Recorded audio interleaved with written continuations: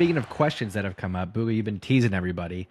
What's going on with Gündoğan? Is he going to stick around with Barcelona? There, we got what, 12 days, something like that, left in the transfer window. What do you think's going to happen, Booga? No, please no. He's like our only second player who's rated more than 86, so we need to keep him. Like, are you talking about EAFC ratings?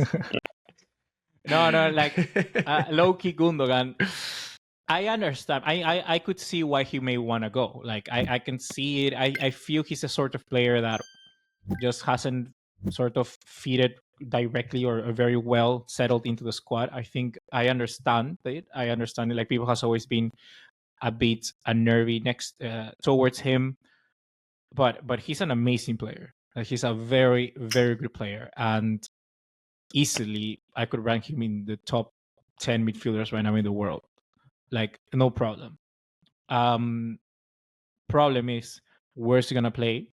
Because now with Dani Olmo, it's like we just spent 60 million on him. Is he gonna be higher at the pecking order?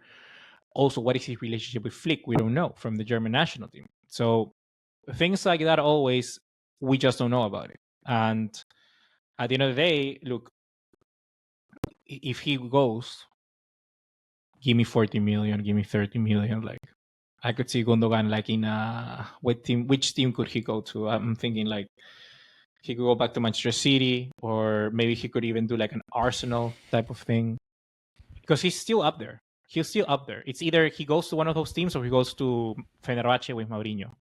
That's it. Oh, I would hate that. I don't see him leaving.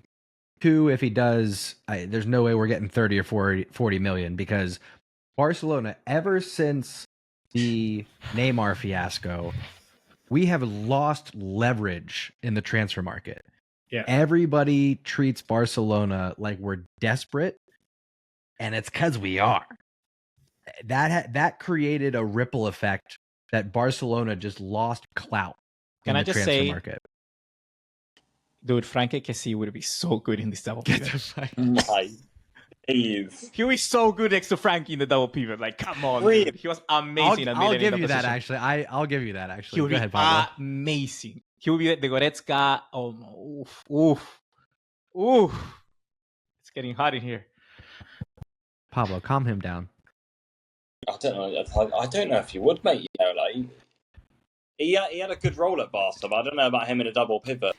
He has to be a bit more comfortable. He played that in Milan when they won the Scudetto. Yeah, it's a different game, mate. It's a different game.